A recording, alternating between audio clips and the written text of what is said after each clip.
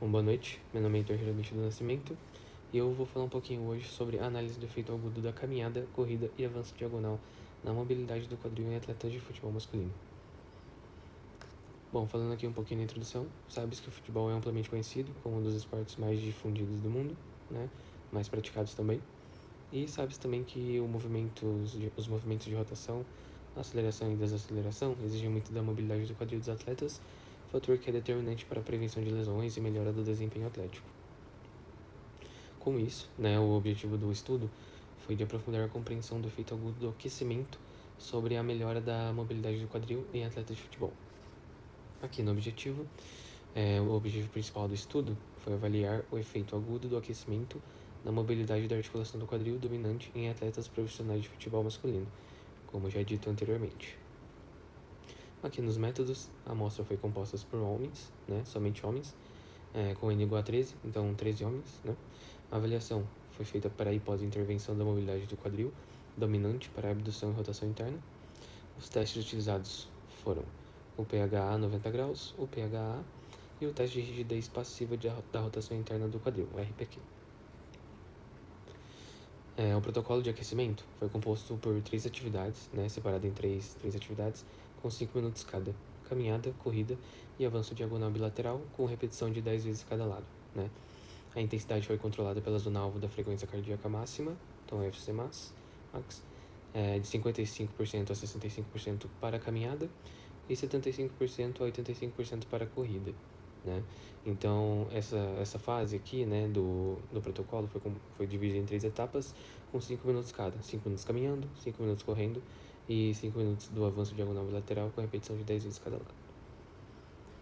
A frequência cardíaca máxima foi estimada pela fórmula de Tanaka.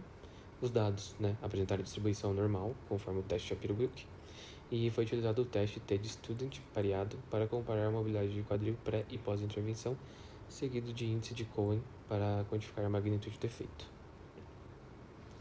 Nos resultados, a gente teve a idade média da amostra de 21,5 anos, mais ou menos 4,4, o índice de massa corpórea de 23,4, mais ou menos 2,1, tempo de prática esportiva foi de 5,6, mais ou menos 5,0 anos, a frequência cardíaca máxima foi de 192, mais ou menos 2,6 batimentos por minuto, e a zona alvo de frequência cardíaca para a caminhada foi de 105,6, mais ou menos 1,4 batimentos por minuto, e 124,8, mais ou menos 1,7 batimentos por minuto. E a zona alvo de frequência cardíaca para a corrida foi de 144,0, mais ou menos 2,0 batimentos por minuto, e 163,2, mais ou menos 2,2 batimentos por minuto. Aqui, nas zonas alvo, tem 2 dados, porque a gente pode ver aqui nos últimos slides que para caminhada e corrida tiveram 2 zonas alvo da frequência cardíaca máxima. Aqui, nos resultados também, o teste de abdução PHA pré-intervenção teve média de 37,7, mais ou menos 4,5. Teste de abdução PHA 90 pré-intervenção também teve média de 51,2, mais ou menos 9,4. E o teste RPQ pré-intervenção também teve média de 22,5, mais ou menos 5,4. Já nesses testes, pós-intervenção, o PHA apresentou média de 35,5, mais ou menos 3,4. O PHA 90, média de 49,5, mais ou menos 9,0. O RPQ pós-intervenção teve média de 24,5, mais ou menos 5,2. Então, aqui na discussão, notamos que houve efeito significativo no teste RPQ, com P menor que 0,03, enquanto nos testes PHA e PHA 90 não houve alterações significativas. Conclusão.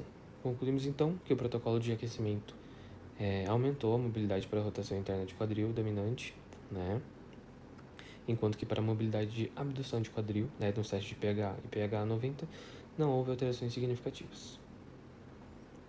Aqui apresento as referências e muito obrigado.